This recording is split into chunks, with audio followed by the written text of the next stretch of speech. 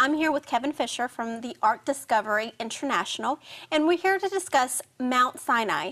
Now, where is the traditional location located? It's in the southern end of the Sinai Peninsula. Now, this site is a traditional site. Of course, traditions sometimes can be wrong. In the 4th century, the Roman Emperor Constantine, his self-proclaimed psychic mother, she went down to the southern end of the Sinai, and she picked a mountain that she liked. And she said, "This is Mount Sinai." And in the 6th century, the Emperor Justinian, he built St. Catherine's Monastery there at the base of the mountain. And so more credibility, you know, there's a big monastery there. Of course, today there's a lot of tour groups that go there.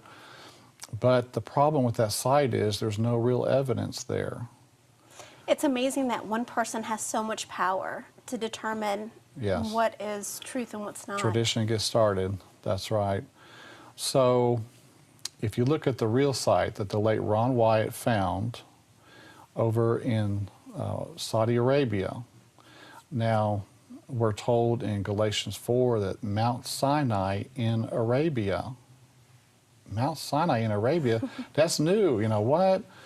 And also that Moses went to Midian when he escaped after he killed the Egyptian.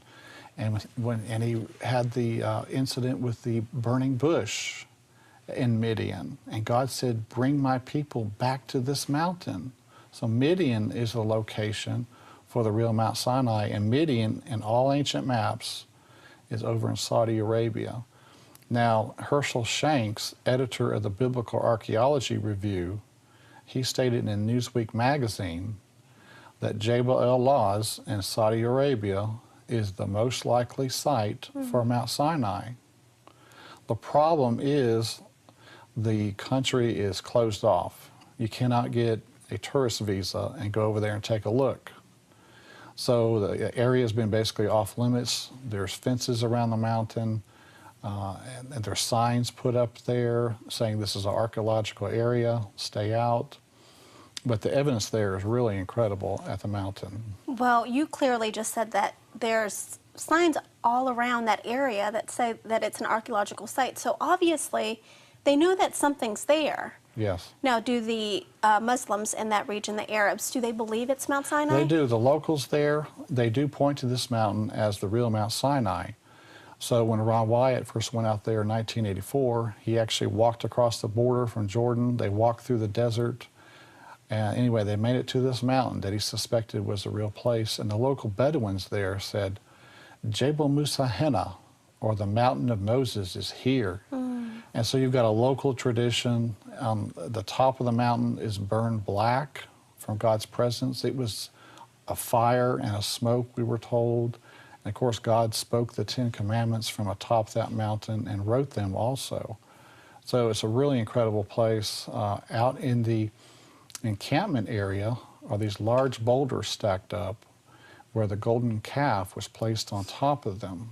And there's a fence around that also, keeping people out, and a sign saying this is an archaeological area. But on the side of these large stones are these Apis bulls and calves on the side of these rocks, because this is where the golden calf was placed on top of them.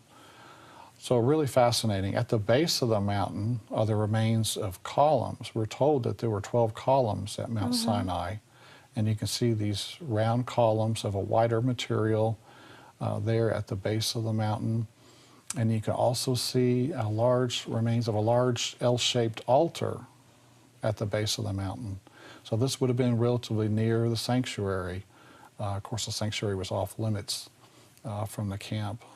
And also on the mountain, further up, is a cave of Elijah, where he came down there. It was a 40 days walk, I believe it was, and lodged there in this cave high up on the mountain there. So, and then on the backside, to the west of this mountain, on the other side of the mountain, is this large 50-foot tall boulder on top of a 300-foot tall hill with a split right down the middle. And it's got tons of water erosion around the rock itself and on the base of the rocks around it there, the hill. just a large amount of water erosion out here in the desert, this huge amount of water erosion. Now, I've seen that there's even images along some of those walls and caves, if I'm not mistaken.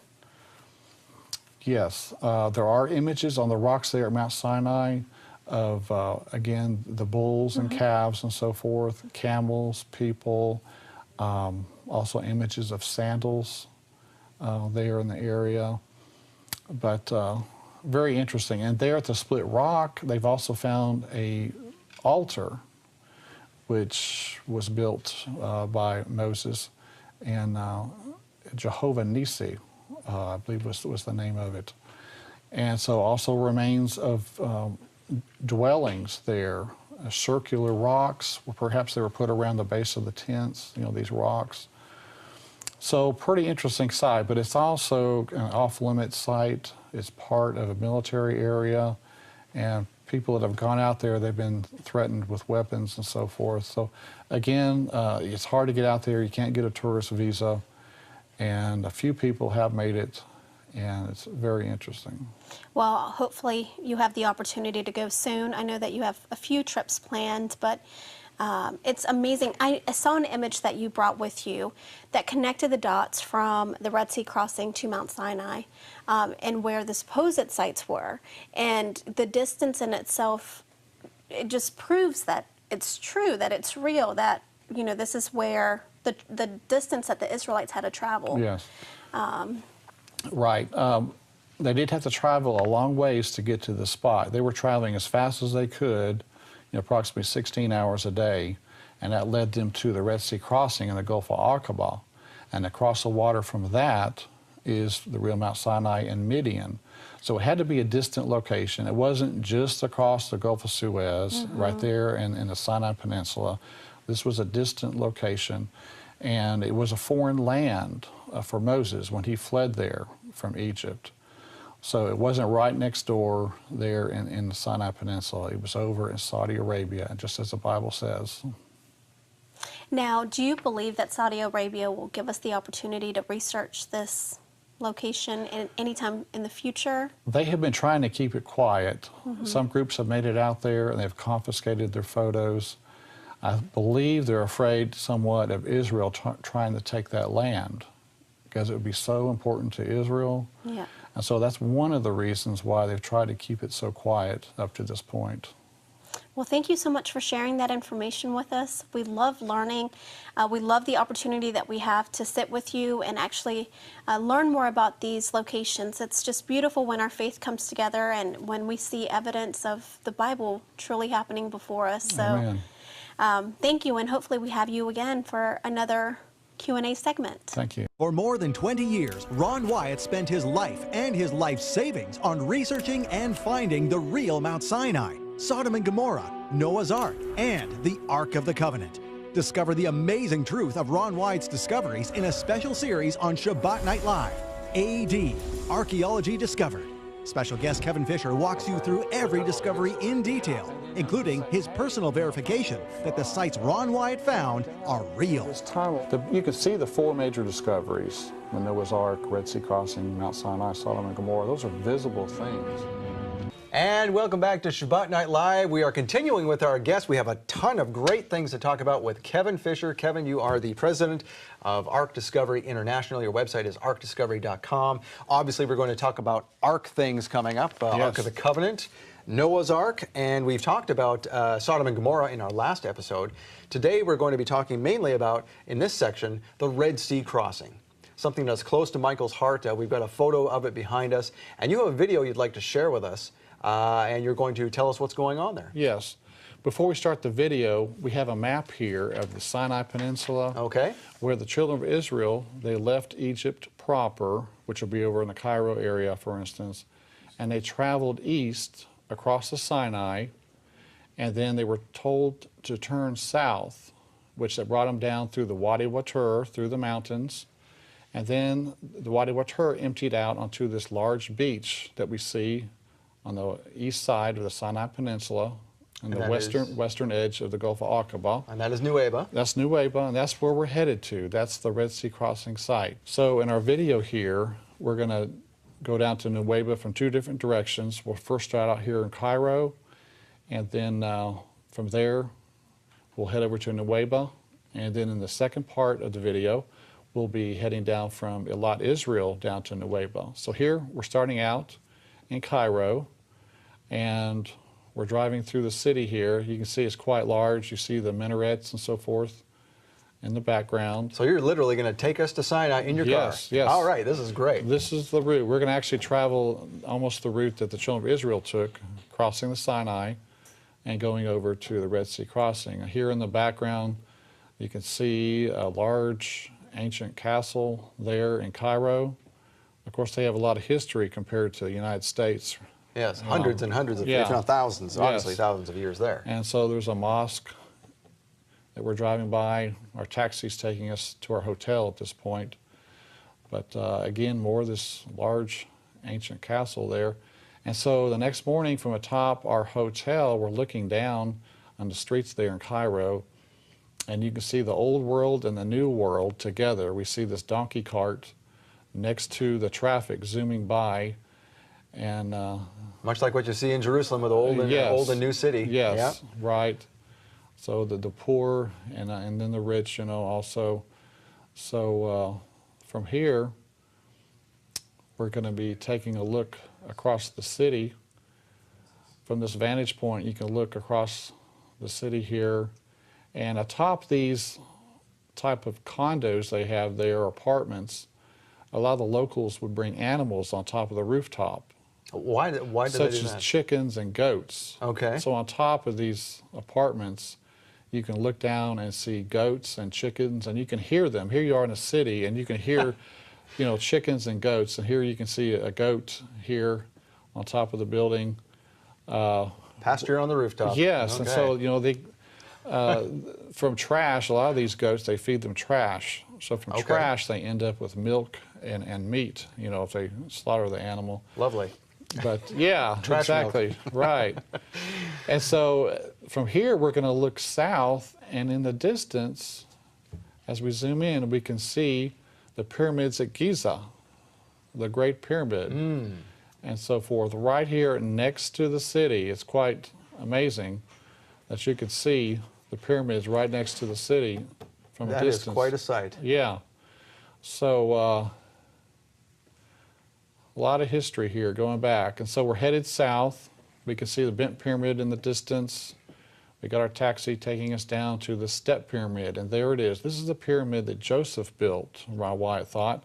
And the National Geographic, they mentioned some inscriptions along the Nile River where it mentioned that Imhotep had saved his country from a 7-year famine.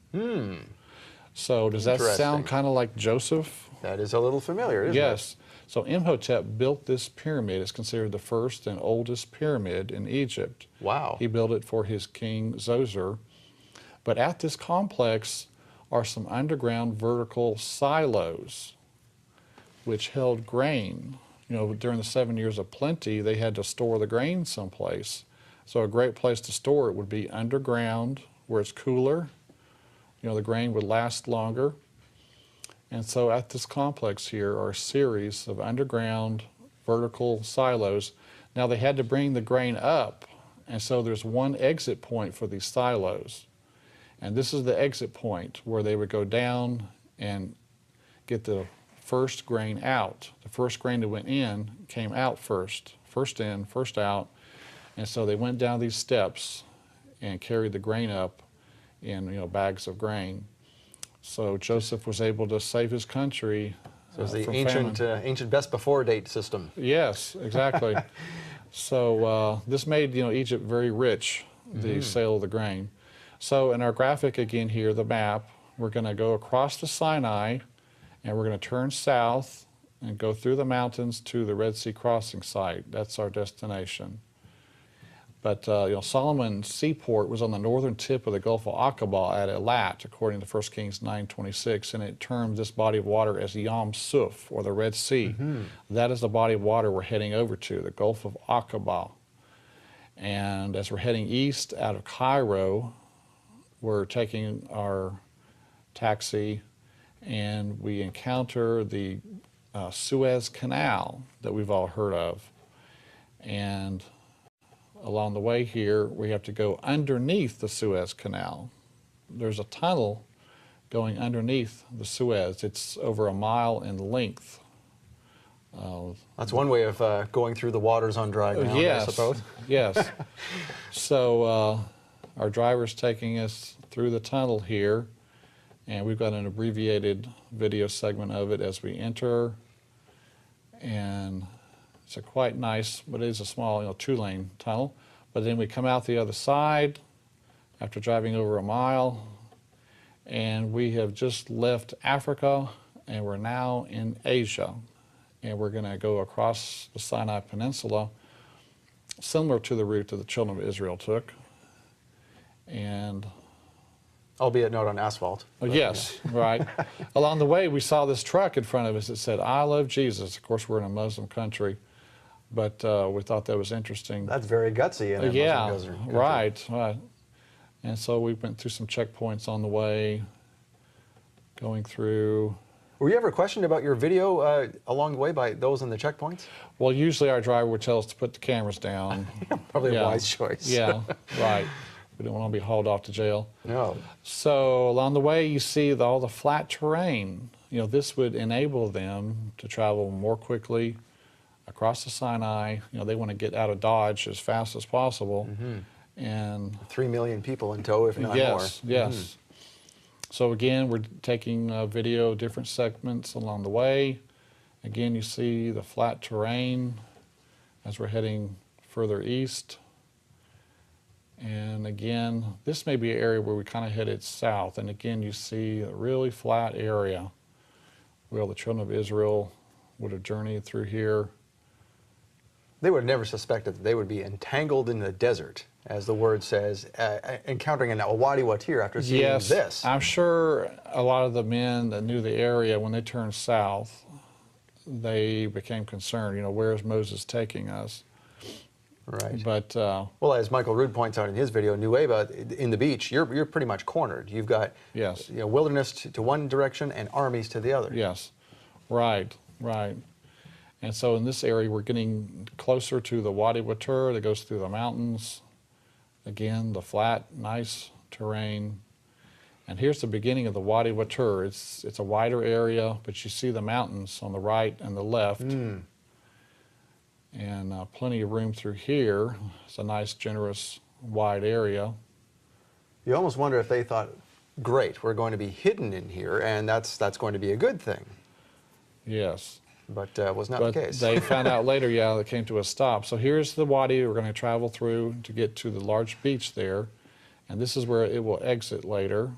This is from Google Earth. Can you imagine getting millions of people through there? That would have been a feat in itself. It became tight at some point. But in the distance, we see the mountain we'll head to later in our next segment, Mount Sinai over in Saudi Arabia. But you can see the orientation of the crossing site to the Mount Sinai in this graphic here. So here we are, we're going through the Wadi Watur. We see the mountains. This is a nice wide area that we stopped. And it's still fairly passable here. Yes. Does not look like a threat at all. Right. But as it gets narrow, we can see here it's much narrower. And things were a bit congested. And there is nothing there. I mean, no wonder they were concerned. There's no food, there's no water. Yes. Just a bunch of rock. And so... And you can't take your wagons over top of these mountains here. No. Look how steep this is. We have to remember, there's no asphalt in that day. I mean, there's no smooth road. They're feeling every bump. They're yes. likely twisting ankles trying to get away so fast. Exactly. And so, winding our way through this narrow area, it gets more and more narrow.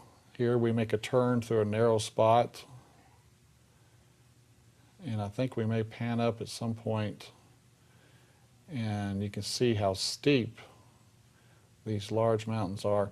So it says in Exodus 14, they're entangled in the land, the wilderness hath shut them in. So Exodus is telling us they're going through the Wadi Watur, they feel all shut in, they're entangled, they're winding their way through these narrow mountains.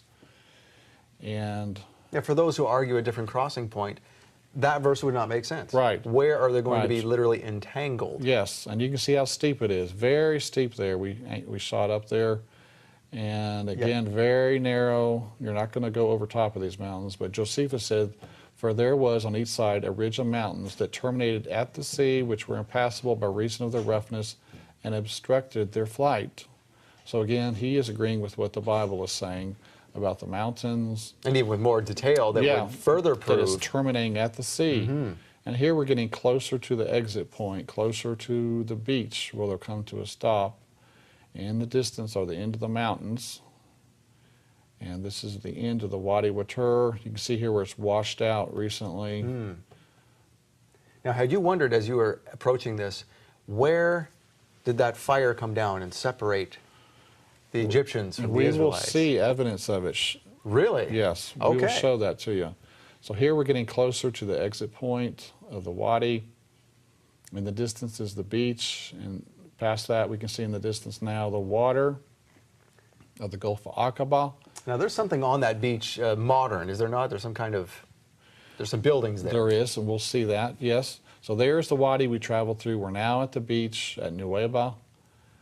And now we're going to show you the second way to get to the beach, and this would be from Israel. Here's Eilat. It's Saturday evening. The day is ending, and the next morning we're going to head out through the Israeli exit point and then go over into the Egyptian border station here. And so the Taba Gateway, and we had our driver waiting for us, ready to take us. We're heading south about 50 miles, heading down to Nuweiba. And This is the Israeli way. this is from Israel, yes. Okay. You can get to it from Israel. And on the left, we can see the waters of the Gulf of Aqaba. So I'm here in the back seat. We see the water Oh, there it is there, yeah. on the left, the Gulf of Aqaba. That is the Yam Suf, or Red Sea, spoken of in the Bible. There is the Pharaoh's Island, built in the 11th century by the Crusaders. I guess they were controlling movement through the area. It's a very interesting castle. And here in Egypt, things are poorer compared to Israel, but a lot of vacant buildings, a lot of unemployed. But we're continuing to head south. Now, when was this video shot? This was November of 2016. Okay, so this is after all the unrest and the Arab Spring Yes, and all the rest of it. yes. And then there's Nuweiba, jutting out into the water, 5 miles long, 3 miles across. So it's large enough to hold 3 million people. That is larger than one imagines seeing the photos from Yes. the aerial view. In the background there is the Wadi Watur we came out of, emptied Okay. out onto the beach here. This is from our hotel. And you can see the Wadi Watur right there. So this is what, minus the buildings, of course, this is what the Israelites saw. Yes, When they look back and saw the yeah. Egyptians coming. Some have called this Piharoth, mouth of the hole or canyon, which is, you know, it's a major point to make note of because you're exiting the mountains. So that may be Piharoth. And then here is sunrise the next morning. You can see the beautiful mountains over there in Saudi Arabia and the sun coming up over the mountains. So very interesting. It's nice to be right there at the Red Sea crossing. And here we're panning across. You can see the mountains of Saudi Arabia. So that's where they are going, but they have no idea how they're going to get across. How they're Can gonna you do it. imagine being on that beach, looking Yes. at that, saying, Moses, what have you done? No wonder they thought that we're Yes, dead. right. But of course, Moses had full faith in God, that God would do something. He didn't know exactly what. But so here we are taking a look, heading, that's a viewing to the north. Our guide wanted us to come to his house for breakfast. He had his goats out front. Oh, Trusty old goats that eat the trash. And so our driver here on the left, we're here at Nuweiba. so can people go out there like you did as on some kind of tour, or is this just something, an anomaly that you did and happened to find a driver who was willing to do it? Well, I don't know of any tours going there, you know, formal tours, but it's mainly individuals that are going. We had to go through like 6 checkpoints to get to the spot, So you've got to be dedicated. You've got to have Yeah. a reason for going out Yes, and there's so much military there on the way to the Nueva, it can turn off a lot of visitors, tourists, I think. And that's what one of the hotel owners said. So here, our guide was giving us some tea, and then we headed out from here. We were going to head over to the pillar that marks the spot there at Nueva. And you can see the poor area of town, the Bedouins living. Now this is the pillar that has been eroded over time, not the Yes. ones that the Saudis found on the other side, which was pretty much intact. Right, this will be the Egyptian pillar we're heading toward. And yeah, it was found lying in the water. Here we can see it in the distance next to the road in the center of the video. Oh, there it is erected there. Yeah. Yeah. Okay. So Ron Wyatt showed it to the authorities in 1978. The Israelis were occupying the Sinai Peninsula. He showed it to them. They brought it back from the water's edge and set it up in concrete, which was very nice. So today you can go there and stand beside this pillar. And that's all thanks to Ron Wyatt. Yeah, Essentially. And Solomon, who erected it to start with. Of course, yeah. So, you know, the matching column on the Saudi Arabian side had Hebrew writing on it still when Ron found it in 1984 that said Solomon, Pharaoh, Yahweh, death, Mizraim, which means Egypt, water, Edom. So this was a marker marking the Red Sea crossing spot. Oh, and someone has made their own markings on it. Yes, unfortunately, but modern graffiti. But Solomon's seaport, Elath, was 50 miles to the north there at modern-day Eilat. And so Solomon, this was his area. This was his neighborhood. And so 400 years after the fact, he had these columns erected to mark the spot of the Red Sea crossing. He knew full well where this event took place. So that must have been passed down from family to family. Yeah, sure. Yep. So it's a 16-foot red granite Phoenician-style column. Beautiful. And there's obviously no writing on there. That's all been washed off now. The back side of it has been eroded away. It doesn't look this nice, and that's where probably some writing was. But that's a solid piece of granite. That's not like the Yes. Sodom and Gomorrah limestone that we saw. This is Right. It's This is very solid red granite. It's very beautiful. So from here, we can get a look at where this is in relation to the water. It's set back. The water's a couple hundred yards away. and this is the beach here essentially. Yeah, this is the crossing area right here where the water actually opened up. Wow. Yes, it's amazing to stand here. Now, is there a definite place on the other side that we can match up as to where Yes. from the beach? The column that was cut down in Saudi Arabia, the base of it is still there. Oh, okay. So if you line these up, it's 13 miles across the water. Yes. So we're traveling through the local Bedouin village here. But up to the north, before we head down to the crossing site, up to the north is Migdal, or fortress, that is at the narrowest point where the water and mountains come together, is this fortress. I imagine it was designed to limit the travelers going up and down through the beach there, heading north or south. And so this was some type of Egyptian fortress designed to control movement through the area. And inside the fort here, they had a nice well dug that would serve the soldiers here in the nice fort. And so some of the locals were following us in here, and they were showing us this well that the soldiers would have used. And some kids sitting precariously on the edge. Yeah, I'm afraid they might fall in there. And so we can look down and we can see a little bit of the water. And so that would have served them. So this was probably Migdal. And now we're getting ready to head back south to the actual crossing site. And here you can see the beach where the waters opened up. We're standing at the exact spot. Wow. Yes, and the mountains of Saudi Arabia in the distance. Did your knees get weak sitting there? Was it an awesome thing It was to behold? quite incredible, yes, to be there. And so in the foreground, right in front of us here, is a melted beach where the sand and the stones were literally melted together like concrete. Really? This is not loose sand. This is a melted beach which the pillar of fire created when it stood here. So separating the Egyptian army from Yeah. the fleeing Israelites. yeah. So again, this is more evidence, that confirms the location My here. goodness. Now, how did you find out about that? I had heard about it, and then I saw it myself. So here it is. You see, this rock is just infused in with the sand and the little rocks there, and this is all hardened. This is like concrete.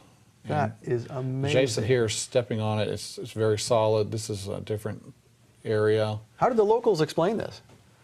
I asked the hotel owner was here with us that we know, and he says, I've never seen this before. He said his hotel's in a different area, but he was amazed at what he saw. So, Well, there's the evidence right there. It's solid. Right. And so a piece of it was broken off for us to look at, and you can see up close here, all the little rocks and the sand, they're melted together, infused Wow. by the pillar of fire. And this goes on for some ways. This isn't just one little spot. And so Ron Wyatt went scuba diving out there, and various things have been found in the water. You can see human femur bone that is coral encrusted, which would be something you would expect. And on the left here, we see a normal one. On the right, you see the coral encrusted femur from one of the soldiers. On the top left, you see a human rib cage stuck in the coral. Now, what about people who say, "Oh, this is table coral"? It's just It's not, because it has metal in it. And so here's a horse's hoof that's shriveled up when they took it out of the water. It's shriveled up. So again, we have horse parts, human parts.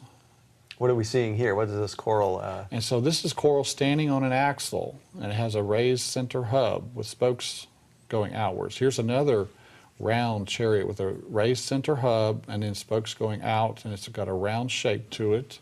Again, it's covered in coral. Do some people say that these are just modern shipwrecks? Some people have said that, but again, this agrees totally with the design of the chariot wheels. With the raised center hub and using metal detectors, there is metal in the center. There are spokes going out. This is a 4-spoke wheel with 3 spokes left. 4-spoke wheels, 6-spoke wheels, and 8-spoke wheels are found here. Of course, using the metal detector, like he's demonstrating here, all of the hubs here contain metal, and that is the design of the Egyptian chariot wheel with the metal center hub. Now here is a gold-plated wheel.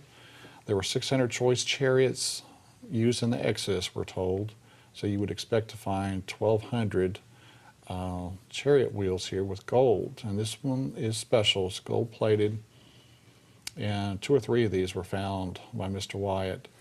Now we see a more shallow area where the Red Sea crossing took place. It's shallower here compared to the north and compared to the south. It's still deep. It has to be a deep area. It's 2,800 feet deep, but that gives you a 4% grade, which is manageable. Over in Saudi Arabia, you see the remains of the pillar that was found there on the Saudi Arabian side. It was cut down by the Saudi authorities. It had Hebrew writing on it. We don't know where it is. But there in the Saudi waters, Viveka Ponton went scuba diving, and she found this beautiful chariot wheel in the Saudi Arabian waters. So you have chariot parts on the Egyptian side, chariot parts on the Saudi Arabian side. But it's not the crossing site. It couldn't be. That's what the critics would say. But the evidence is here.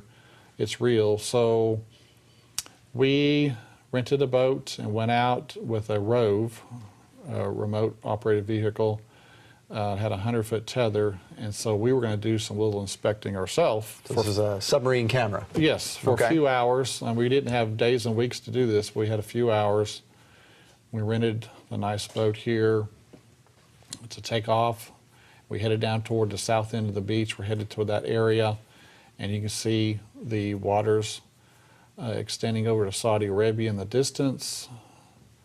And so were you stopped by the Saudi authorities like Leonard Muller was? Sometimes they do, yeah. If they suspect you, they'll come over and see what you're up to. But so now we're in the approximate area, and we're gonna throw the drone into the water.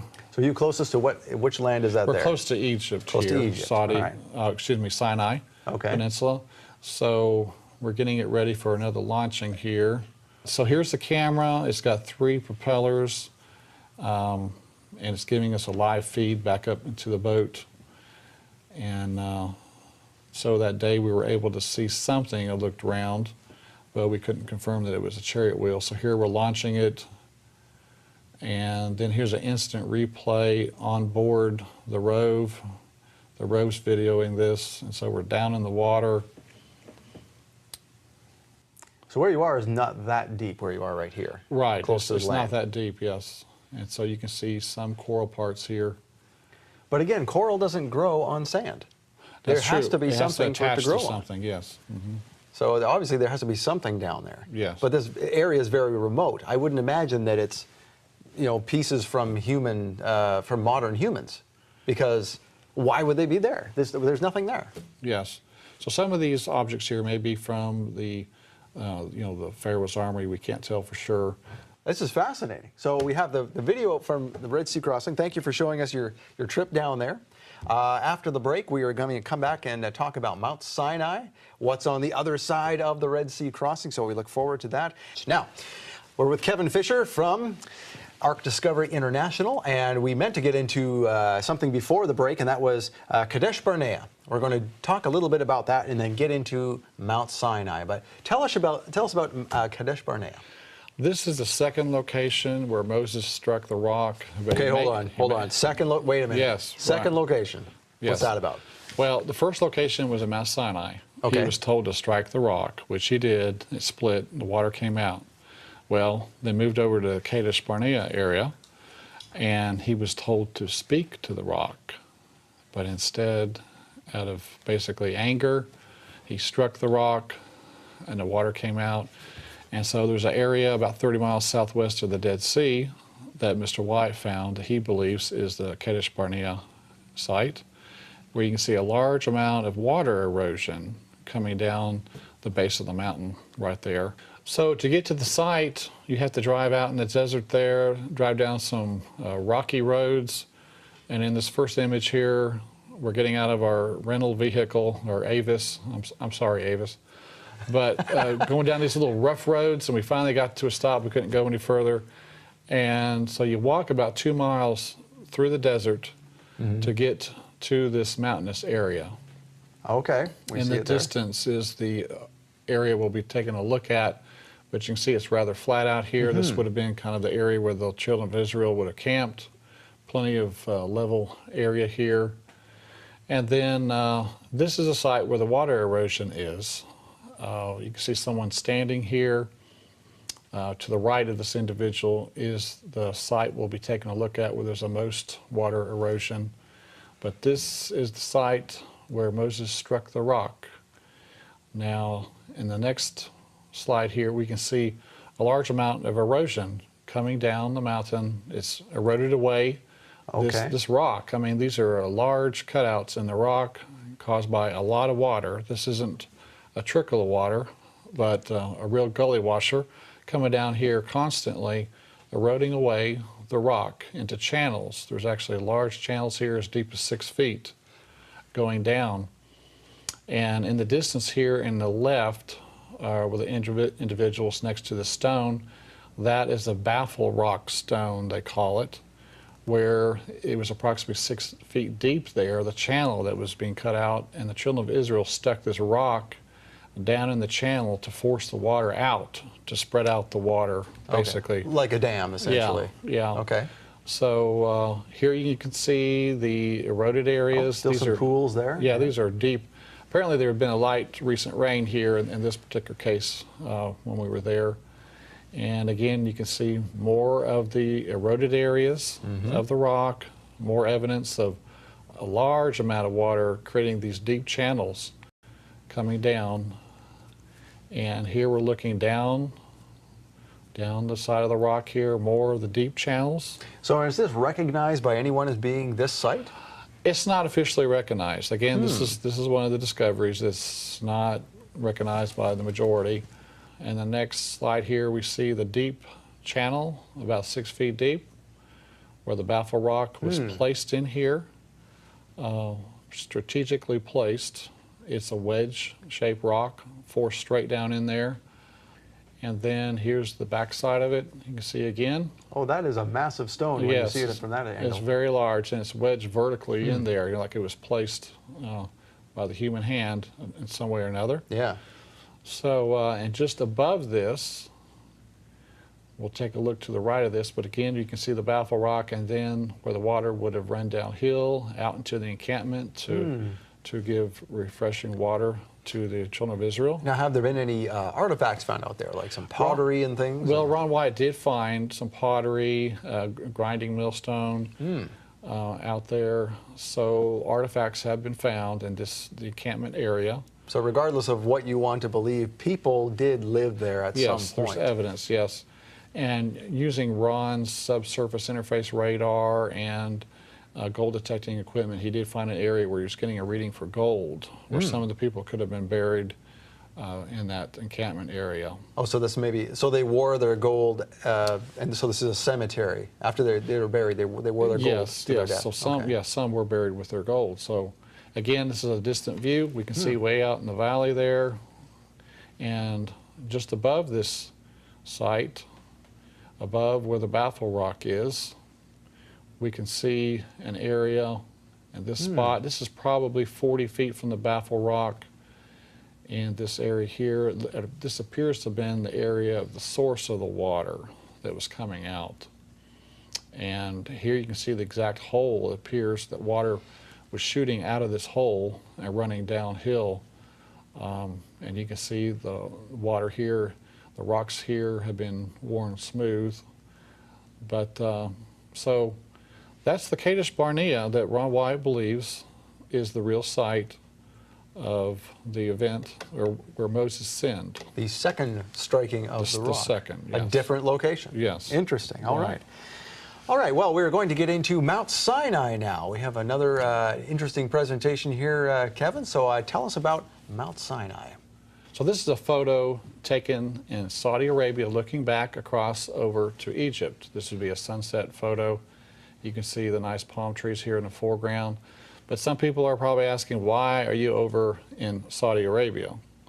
The reason we're in Saudi Arabia, as we can see on the map here, is because the Red Sea crossing that we saw earlier is found at the Nuweiba Beach in the Sinai Peninsula, and it's in the Gulf of Aqaba.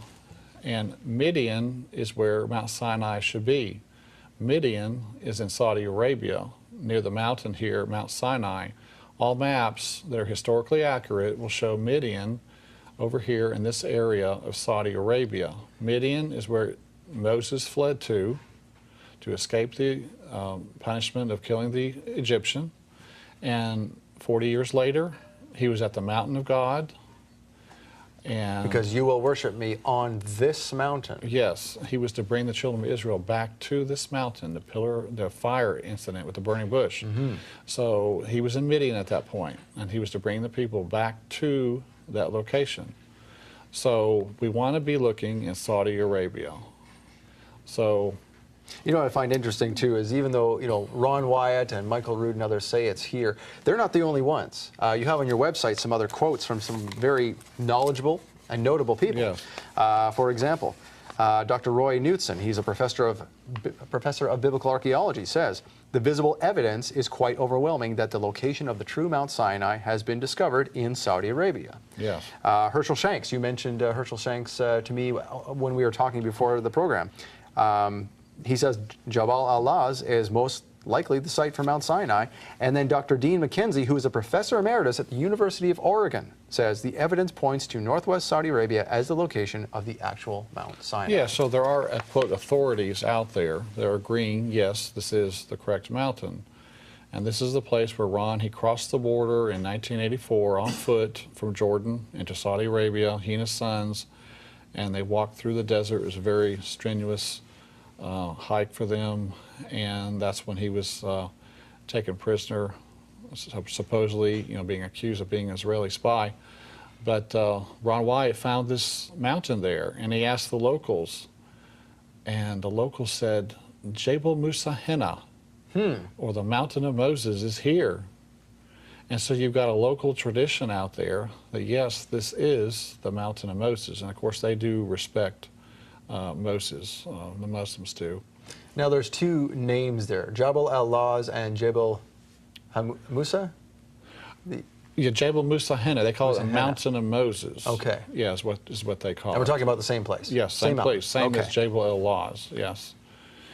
And so here is the beach on the Saudi Arabian side of the crossing site there. Where the Israelites came over, Yes. from Nueva. And that's where we saw in the previous segment where the chariot wheel was found. Ah, okay. In these waters here, so this is a continuation of the crossing site.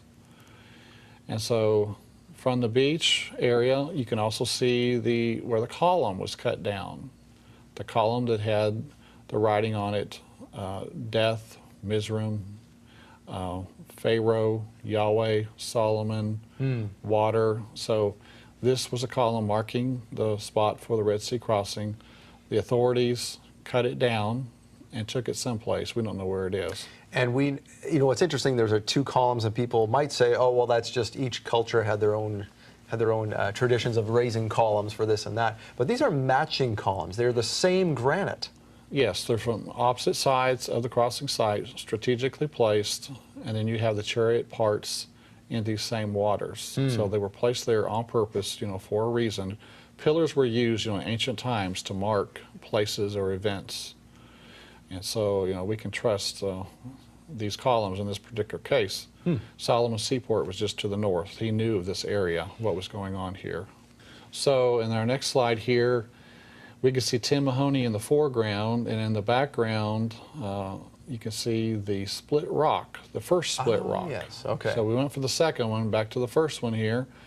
And of course, Tim Mahoney, he is with the website patternsofevidence.com. They're putting together a documentary on this and the Red Sea crossing. But you can see in the distance the split rock on top of a 300-foot tall hill. The split rock is 50 feet in height. It's a very prominent rock. Now in Numbers 20:11, and Moses lifted up his hand, and with his rod he smote the rock twice, and the water came out abundantly, and the congregation drank, and their beasts also. So God provided for them. He gave them provision. And water for 1 million people. Yes. And probably several million animals. Probably 3 million people, plus their livestock. So some people have been able to make it over there. The country is closed. You cannot get a tourist visa. So to get into the country is very difficult.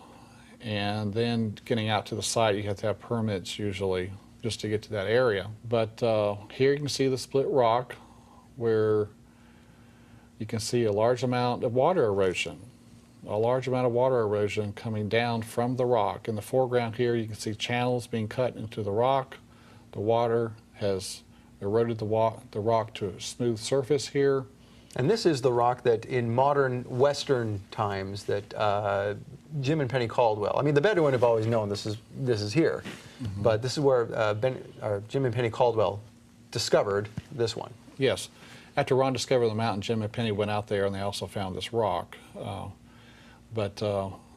So very, very large rock. The split in the rock is so large you can actually walk through it. And a large amount of water erosion inside the rock itself. Here you can see how it stands out prominently above the peak there. And so here you can see the split in the rock where a person could walk through it.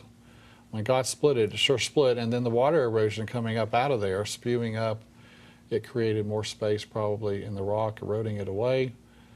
And you can see water erosion coming down from the rock.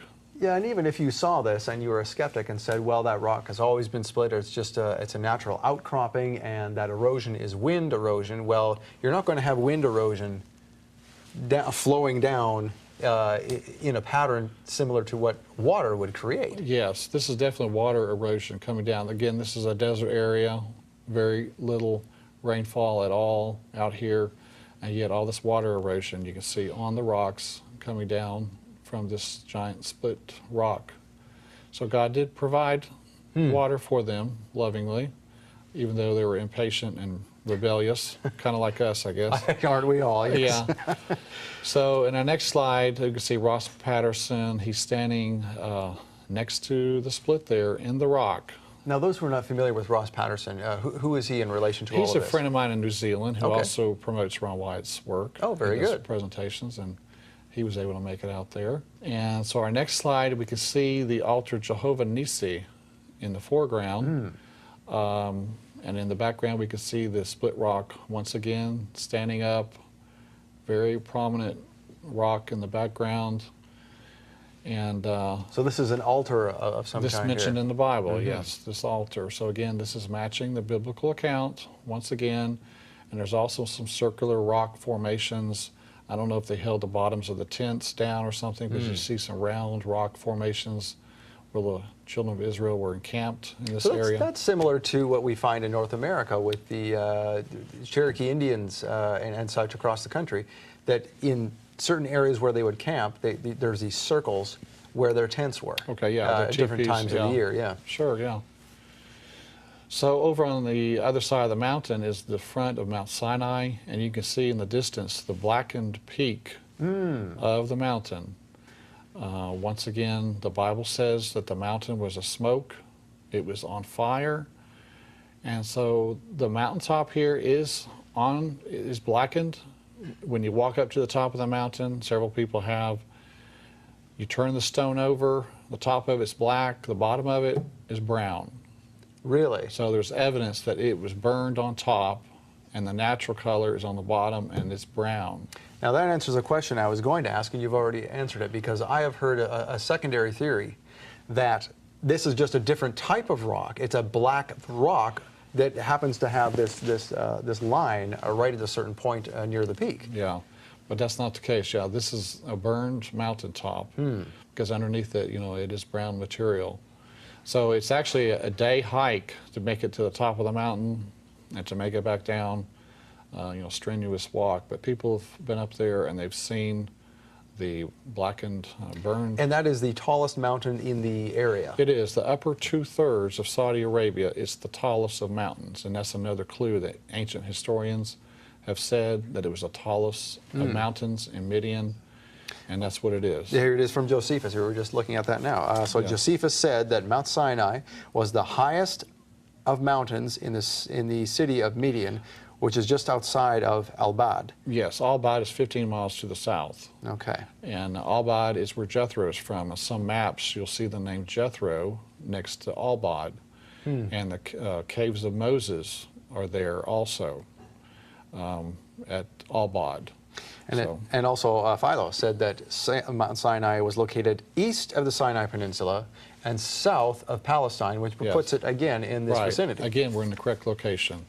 So you have all these ancient historians identifying the site, and you have the Bible saying Mount Sinai in Arabia, Galatians 4.